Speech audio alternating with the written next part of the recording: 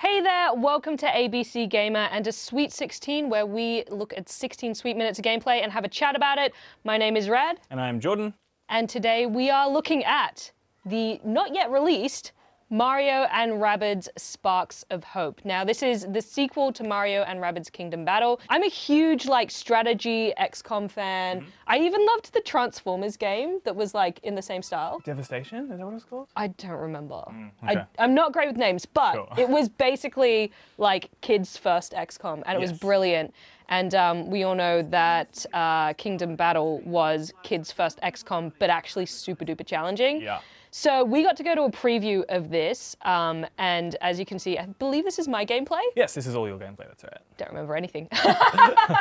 And this is the very first little bit of it where you're just kind of getting used to the controls, running around, and I think this throws you into your first battle? That's right, we're doing this fun little transition period to get into our first battle in the first world. And what's the story so far? Do you remember? There's a ghost that's come to hurt you. And it takes you to some place. And that's all we know, because we were just having too much fun playing, weren't we? See, I'm not really a story person. I unfortunately don't remember that much about those kinds of things, but I am a massive gameplay person, and I was so stoked for this. So the first thing that you'll kind of see, well, will it be the first thing? It might not be.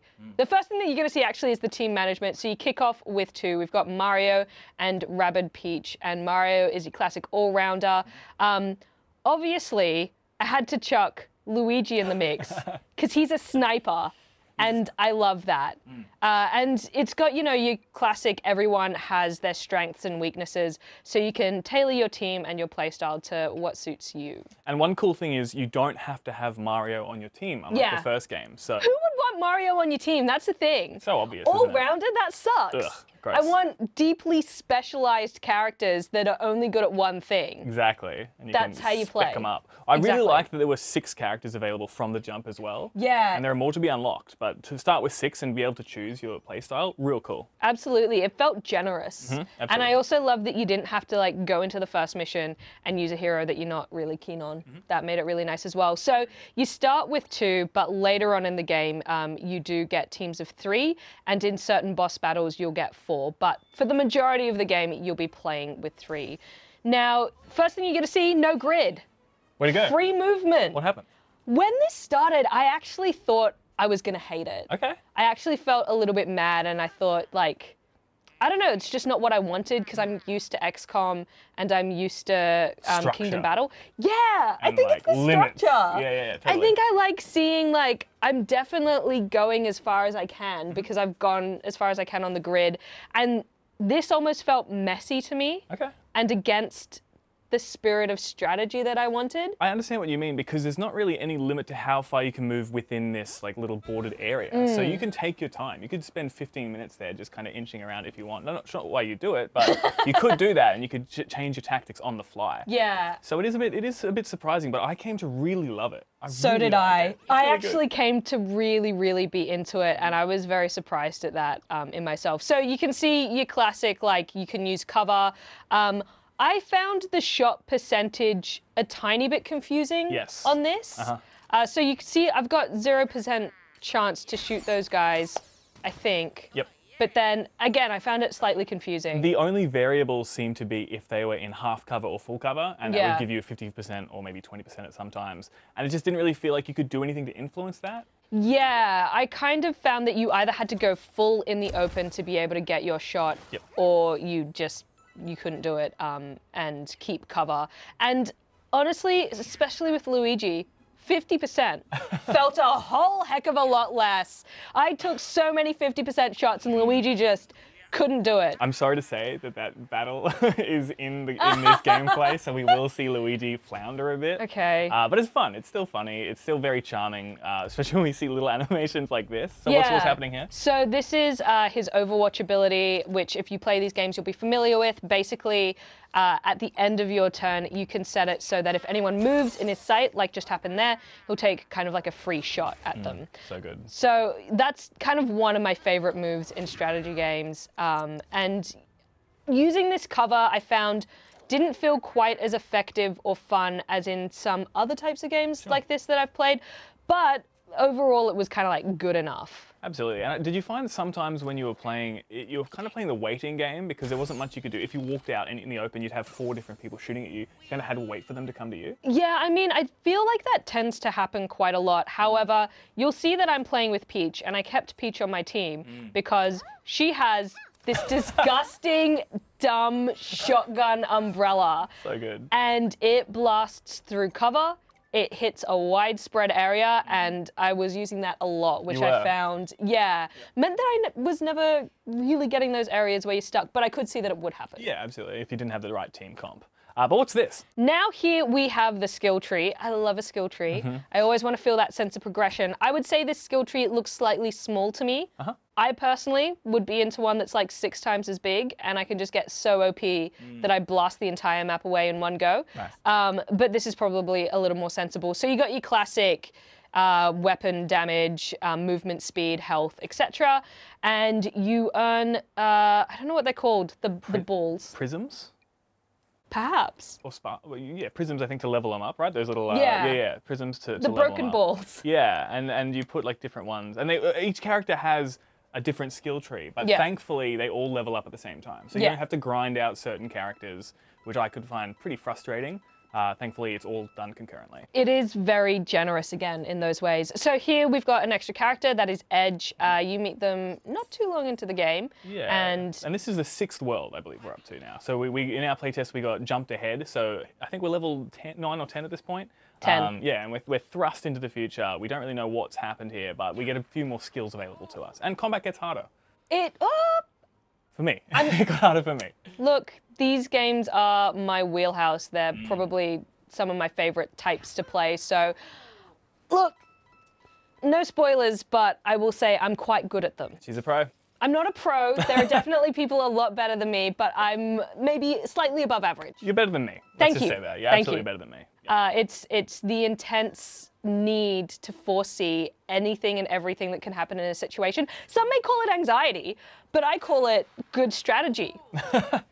It's helpful. It helps. So we're walking around. We're going up to the Winter Palace. How do you feel about these graphics and this like some kind of semi-open world design where you can walk around and explore a place? Honestly, I just want to do the battles. Okay, so you wouldn't spend much time in a hub world? No, I actually found it kind of irritating to try and find my way to the next battle. Really? Why's that? Yeah, because I just want to do the battles. That's what I'm here for. I don't find kind of the running around that fun. It feels a little bit clunky to me. It's got that sort of, you know, slow turning circle to it. I just want to zip around. Yep. And it was just always a relief when I came up to a battle. So I'm also the type of person that all of the small battles I will take on. Even though they're pretty much all the same. So right now we are getting talked to by Pyrogeddon, who is a spark, and that's one of the new elements of this game. You can get 2 sparks per character, and they basically give you abilities and buffs. So for example, Pyrogeddon can imbue your weapon with like fire ability, fire damage, yeah. And it will also make you more resistant to fire damage. Here we can see we're looking at one of the enemies, and they have their own strengths and weaknesses to various elements. Absolutely. So there's definitely like a metagame situation going on here where I think this is called, Tacticam mode, where you can actually fly around the battlefield, see what you're up against, and scan your enemies to find out what abilities, what weaknesses, and what strengths they have, because some are resistant to certain powers. And you can do that before the battle starts and change your sparks if you wish, which is something I constantly forgot to do. But we made it work. We made it work anyway. You did great. So Edge has a cool spinny sword that she can throw out, which I think I'm about to do. Yeah, big time. And I love the cowering. They're so afraid. They're like, oh no. Yeah, well, I mean, it's just such a juicy game. There's so much expression and smooth animation in pretty much everything that you do. Absolutely. And I like that, again, they make it really clear what's going to happen. Oh, this is a dash attack, which was really cool. You can do that for free, which I, again, always forgot to use, but clearly super effective. And with the sparks, there are some that, for example, modify your dash and some that modify your weapon. So you can, switch and change those. And that allows you to kind of change the playstyle quite a lot. Well, I do like that you do have to actually consider every single battle and prep your team beforehand, rather than just be like, yeah, I'm just going to run in with Luigi every... Oh, okay. Yeah, you just run in with Luigi. And you get 50% shots and you miss! Every time! Luigi! Luigi, please. The cool thing is you can also level up the sparks themselves, yeah. which I found really nice. You know, it's nice to, again, just always have that sense of progression and feel like you're doing more and more damage and getting stronger. I hate when it feels stagnant and every battle feels like you're more or less on the same playing field. That's not fun to me. No, absolutely not. I agree. And yeah, it just keeps adding that depth to the game, kind of incentivizes doing these side missions, because you can actually unlock new sparks by doing side missions. It's not all tied to story content. Yeah, you can find them in the hub world as well, can't you? Absolutely. So unfortunately, you will be doing that. Well, so just we saw with Peach there, I think I just figured out the thing that confused me with the percentage hit meter, which is when it's 100%, it disappears. And in my mind, I think I was feeling like it disappearing felt like 0. Yeah, you need validation. You need to be told you're about to do the right thing. Exactly. And I know that they show it with like how the health bar flashes when you aim at them, showing you how much damage you're going to do. But it wasn't enough for me personally. I would have liked the 100. That's fair. Don't blame you. So they're hitting us currently, well me, with splash damage, which you can see makes you bounce back and hit me off the map a number of times. How did you feel about this level design? Because this is quite a sprawling level. I really liked it because I like sniping, and that's why I love Luigi. I love to kind of hold back and find my angles and feel safe all the time. I say that, but then at the same time, I also really love getting directly in their face and using Peach's umbrella to blast them. To execute them. Yes, at point blank range, just using that umbrella and blasting. So I kind of found this map gave me the best of both of those ways of playing.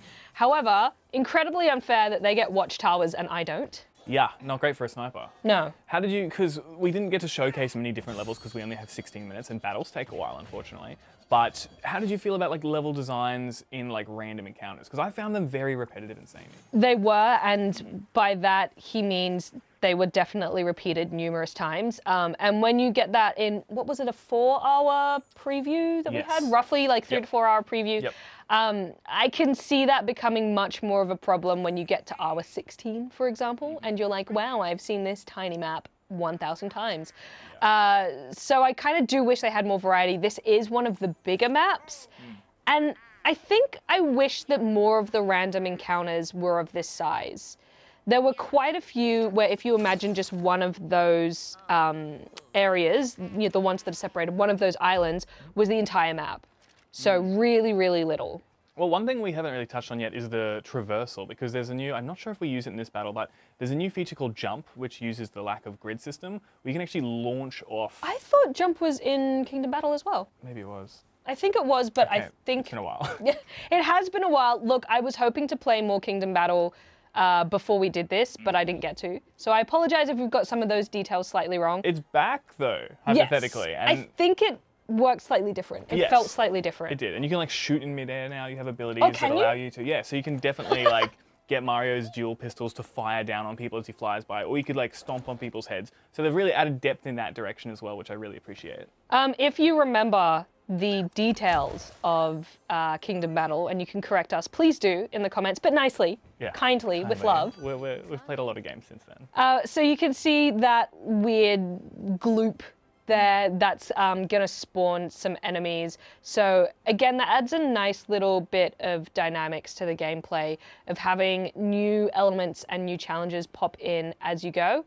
Thankfully, in this battle, I only need to defeat 12 enemies in order to win. And as you can see, Peach is dead. She's done. We skipped ahead a bit. Unfortunately, she got run over one too many times, and you weren't able to resurrect her with Edge, rather. Yeah, I didn't try super hard. I just kind of like run up on her and noticed that nothing popped up, and I just left. So good luck, Peach. But as you can see, we are well and truly in a corner now, and I was not liking my chances. No, especially a 50% chance. We did unfortunately skip over it before. You did shoot a box. Do you remember that gameplay where you shot a box instead of an enemy because you forgot that you were behind cover? Oh, yeah. Yeah, so feel free to rewind. No, it's in there. It's in there? I just thought we'd let sleeping dogs lie, but feel free to rewind and really appreciate Rad's abilities. It's not my fault that I'm very dumb. It's not my fault.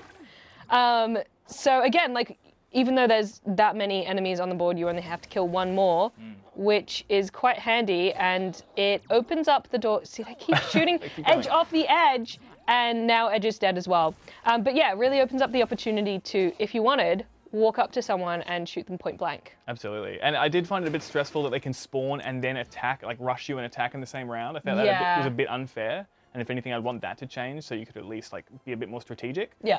But, you know, it's a tough game. There's a learning curve, and there's ways to mitigate that with your sparks and with your character choice. Oh yeah, what's this? Gonna put a burn attack This is it. on my weapon, stand right next to you. Actually, Luigi does more damage the further away you are, so not actually necessarily tactically smart, but I had cover from the other two should I need it. And you won. So final thoughts, what do you think? That's it. Oh, that went so quick. I really loved it. I loved the first game, and this one I think is a really solid follow-up to it. I can't wait to play more. I think they've changed enough that it feels a little fresh, but at the same time really keeps to the core of what made that first game great. Absolutely, I agree. I sold my Switch like a year ago. I'm actually seriously considering buying another Switch because this game was so much fun to play. What a dumb move. Yeah. Well, that's it from us. Remember to check out the rest of ABC Gamer for more cool content, and hit the subscribe, hit the notification, and we'll see you next time.